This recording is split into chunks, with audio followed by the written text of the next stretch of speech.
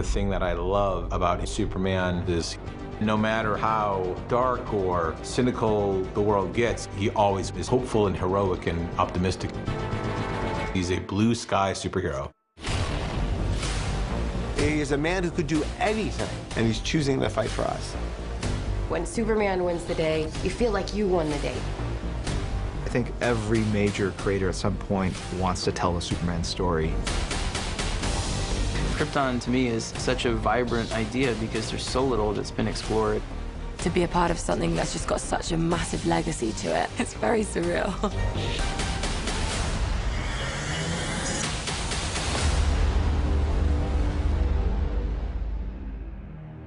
Hi, I'm Cameron Cuff from the new show Krypton, and right now I'm in Belfast standing on our version of the Fortress of Solitude.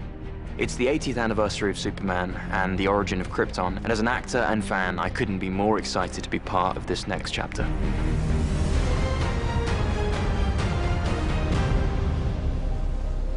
One of the things that I wanted to do with Man of Steel was to emphasize the fact that Superman was an alien, and so I fought very hard to have that opening segment take place on Krypton and to depict it as a truly alien world. So while I was working on that film, I thought a lot about how we could take things further, and I approached Jeff Johns. It really started with a conversation when David came to me and said, hey, I think I have an idea about a story on Krypton. How the House of El became the symbol of hope and optimism.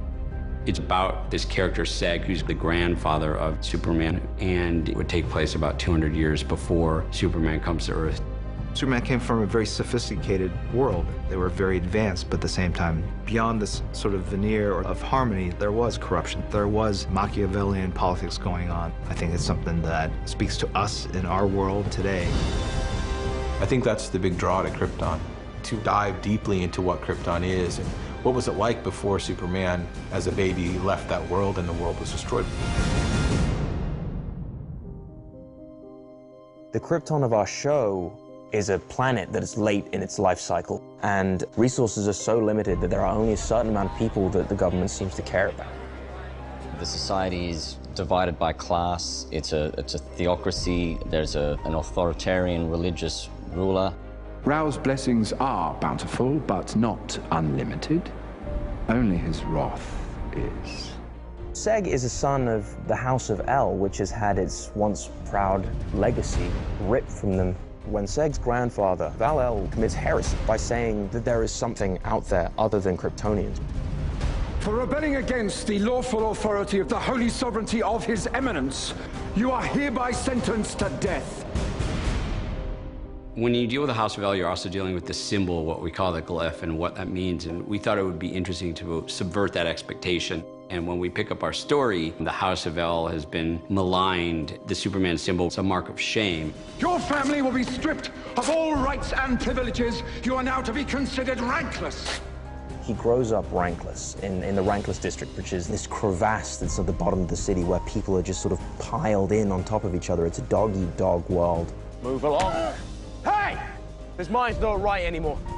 Seg's a good kid who's very angry at the world.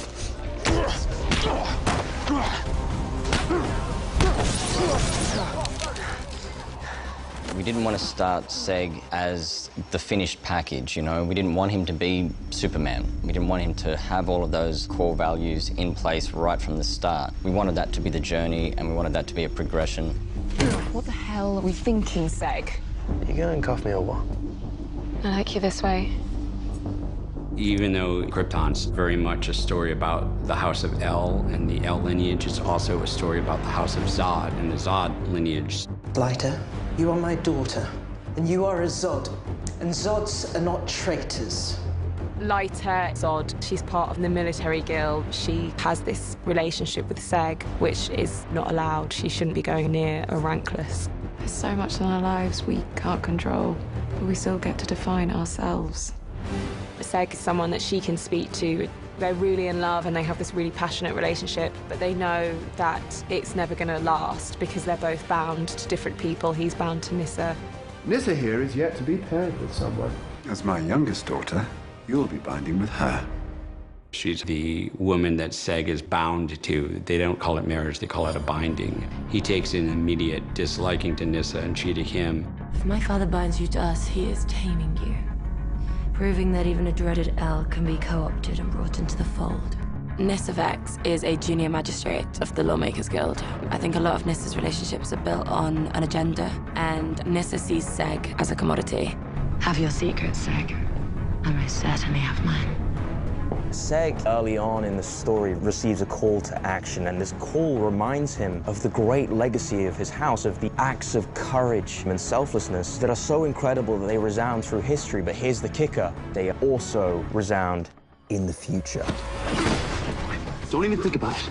The stranger shows up, says, "I'm from the future, I'm from a planet called Earth. My name is Adam Strange, and I need your help to save Krypton."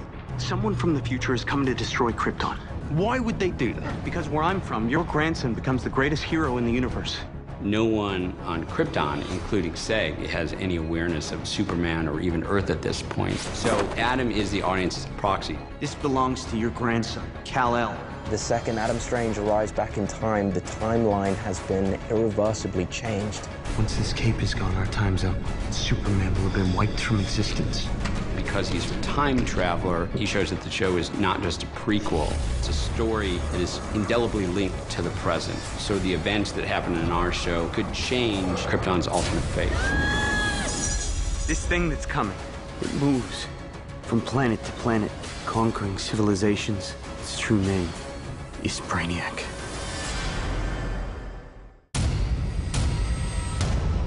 So here we are in the Genesis Chamber, and the cool thing about the Genesis Chamber is that it's actually a relatively new part of the lore introduced in 2014's Man of Steel. And the amazing thing to me as a fan is that even though this franchise has been going on for 80 years, the world of Krypton is so rich that there's really no end to the creative and storytelling possibilities. There's a lot of characters that have been introduced from 1938 to now, and a lot of them have been forgotten. But there's a reason why Superman still persists. Superman was created out of nothing. There were no superheroes. There was just Jerry Siegel and Joe Shuster in Cleveland, Ohio, creating an alien character called Superman. In 1938, in short, the world had never been a scarier or more unjust place. And at that time, the world's first superhero appeared on bookshelves. I don't think it's a coincidence that this guy became popular. He's always that shining beacon of goodness and courage. Truth, justice, and the American way. I mean, these are like spiritual ideas. These are ideas you can build a religion around. Here we have an alien among us in Superman who represents the highest and best qualities of what we like to think of as humanity. Why has Superman endured for so long? It's because those themes are undying, and so is he. Superman has been through just about everything you can think of. 52 universes, evil versions of himself, bizarro versions of himself. He's died, very famously. Superman canon is so well known and so well documented in animation, in film, in television, in comics. First connection I had to Superman growing up was the day I read my first Superman comic. It kind of taught you could do almost anything you wanted. If he could, why couldn't I? My very first connection was the Max and Dave Fleischer Superman cartoons that I saw when I was very, very young. They were done on a really elaborate scale for cartoons. They were very realistic and very cinematic. I am and always will be a fan of the original TV series Adventures of Superman with George Reeves, because that's what I grew up with as a kid. Aim's bad, Luigi. The first Superman movie with Christopher Reeve really embraced the Superman I grew up with. I read the script, and quite honestly, it was missing the humanity and its sense of reality. I decided to do it if they'd let me do a rewrite, and the reason I would do it was to protect Superman. It played a huge part in my imaginative life. I actually have a scar on my chin right here. I jumped off the couch with a cape that said Super Kid on it, and I fell on my face. For me, I grew up in the time of the great animated series. I'm a huge animated series fan. I really like the Bruce Timm designs of Superman. Those angular characters are, I think, very unique. One of the things that we decided to do early on, both to humanize Superman and also to kind of make the stories a little bit more interesting, is we did make him a little bit more vulnerable. I love the Smallville version of Superman. I think Tom Welling did a really good job portraying Superman's innocence and the tension in him. I think every major creator at some point wants to tackle and tell the Superman story. It's an American fable, it's American history. Everybody wants to take a crack at it. As a Superman fan, there's no greater feeling than getting the chance to contribute something, anything, to the legacy of the character. It's difficult when you're dealing with, a character as powerful and iconic as Superman. It's like Sherlock Holmes. But just like with Sherlock Holmes, you can find new takes and new approaches that illuminate the essential truth of the character. You know you're standing on the shoulders of giants that preceded you, so there is pressure to get it right and to tell a great story. If you're true to your sort of North Star emotionally with it, if you go in there and say, I have something I'm really afraid of and I want this character to show me how to be brave in the face of this thing, you wind up doing something really original because it's personal. Once you open the comics, you realize how deep this storytelling is, how much of it is based on the connections between people. I think the greatest Superman moment of all time is 5 panels in Grant Morrison's All-Star Superman. There is a woman on a ledge who's about to step off, and a strong voice behind her says, "You are so much stronger than you think you are." The character usually drives the plot for me, and I just want people to feel the story. Introducing Jonathan Kent and the marriage with Lois Lane being his wife, that to me brought something completely new to explore. At heart, they are really sort of simple stories. Superman is the immigrant that comes here and sees the best in us. Different writers bring their passions, and as you go through the decades, you see different social justice issues being raised. A good writer is looking at everything around him and looks at society and sees, what can you address? We live in a society now where truth, justice, and the American way, these ideas are actually under siege. Looking at the world we live in and Superman's place in it, you realize that he's exactly the hero we need right now. Boy, do we need Superman. The great thing about the Superman universe is the breadth of it. Because Superman is a science fiction character, ultimately, the whole universe is open. So he's connected to things across time travel, the future, the past, through space travel, as well as to Earth and Krypton. Kryptonian culture is something that has so much untapped potential. Well, I think it's going to be really interesting to see the backstory of Superman's family. I mean, we basically know the story of Superman's parents fairly well, but the idea that there are family histories that extend beyond that, I think, is one that's rich for development. Hey guys, I got the incredible opportunity to come visit DC Comics, check out their archive, and learn more about the incredible history of DC Comics, Superman, and the world of Krypton. Let's go check it out. So, where we're standing right now is the doorway to the DC Comics archive. It's one of the most special places in all of comic history. Pretty much every single issue that DC Comics has published from 1938 to whatever came out last week, it's here in this room. I am Benjamin LeClaire. I am the manager of the DC Comics Library Archives, and that means I get to have the keys to the kingdom. We have the most important comic book ever made. It's this one right here. It's Action Comics #1. It's the landmark issue which creates the genre of superheroes by having Superman in it. It is the birth of the golden age of comics, and that's where Krypton starts, when the rocket ship takes off.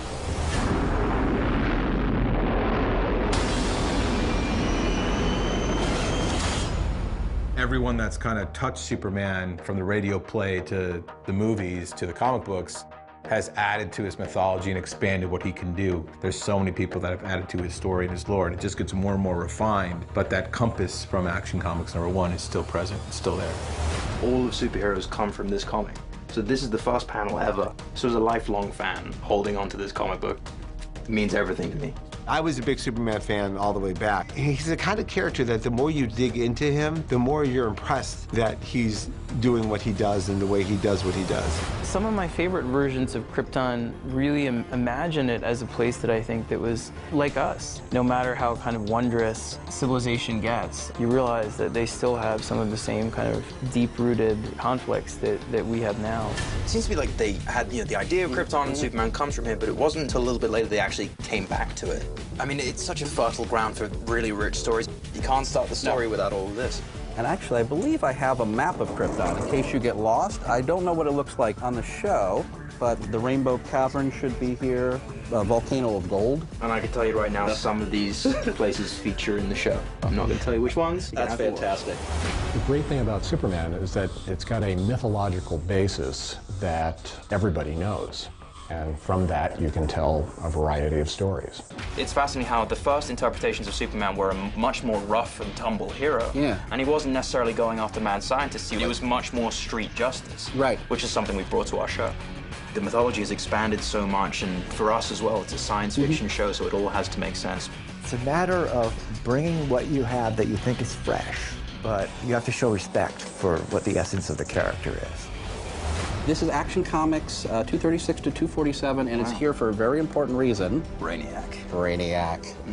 Brainiac is this thing that comes here and then captures us and says, you're just this tiny, small thing, and you're never going to be important, you're never going to be big, and so let me bottle you up and take you away. Brainiac's history was already tied to Krypton even before Superman came to Earth. Famously, Brainiac came to Krypton in the past and devastated Kandor. He stole the entire city and shrunk it down into this globe on his ship, and so it made absolute sense that he would be our big bad. One of my favorite interpretations of Brainiac throughout the years is the run that Jeff and Gary Frank did with incredible art and really, in a way, brought Brainiac back into Superman continuity and made him who he is, this incredible green being. And it's interesting to me as well, the way Brainiac has always been used as well is for a way for Superman to re-examine what it means to be human. Gary Frank, the artist, and I really decided to take a run at making him threatening in a, I guess, more horrific way, and would go around to these places and digitize and cultures and destroy it and just collect it. And that version of Brainiac did heavily influence what we're doing in the show. It's not just gonna stop at Krypton. It is coming for everything. It's known as the Collector of Worlds. Here we are in one of our oldest bound issues. There's showcase number 17. Adam Strange. Adam Strange was really the closest thing we had to a straight science fiction comic book. And he transported from here to his home planet and had various adventures. I come from a planet called Earth, a time centuries from now.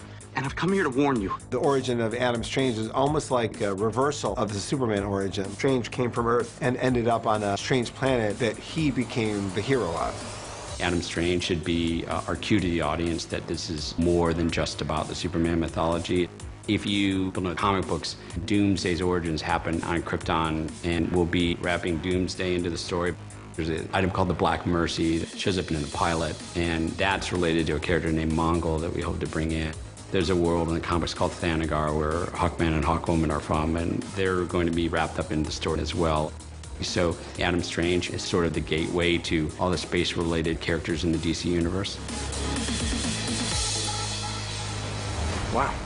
So much history, so many incarnations of these worlds and characters, and we're so lucky to be able to take that with us on our journey on Krypton. Let's head back to set.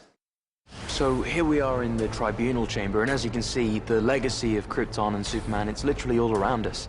The production have gone to great lengths to mine even the most minute details from the franchise's deep history. And this is to ensure that the world we create is not only paying tribute to what's come before, but is also completely, uniquely our own. This show is just like a really pure form of escapism. You get to see these really creative, exciting worlds that are different than your own. DC have done a fantastic job of allowing creators and artists to go their own direction. And David Goyer, using the framework of the DC universe, has crafted this beautifully deep society for us. Strange to think our ancestors used to carry children in their wombs. Because it's a truly alien world and an alien culture, the design time was almost double that you would normally have for a show.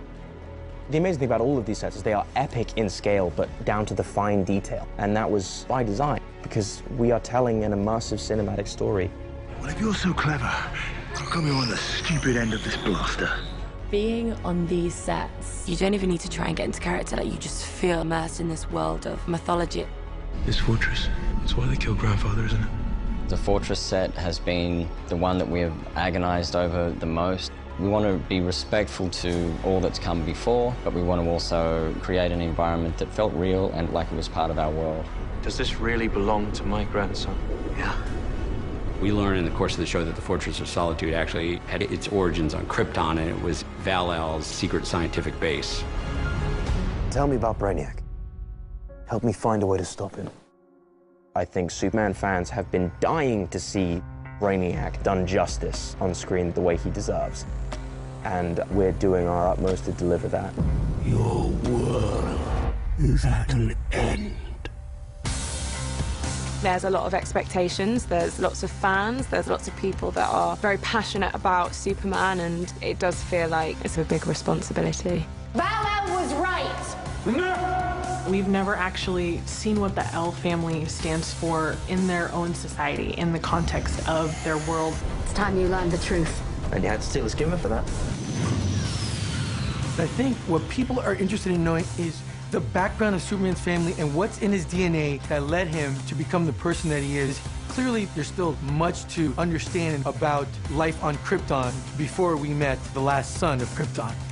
To have the freedom to make an entire TV series about Krypton, it's just really exciting. You're walking on untouched soil. We've had stories where Superman goes back in time, and they've done stories based on Krypton, but we've never really fully explored what that society stood for and its impact on the DC universe. Does this planet from so far ago change our perception of the Superman that we know? Are there things that influence them or echo down through the generations that we're unaware of?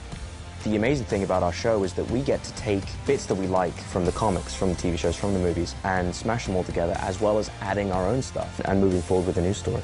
People genuinely have no idea what is about to come their way.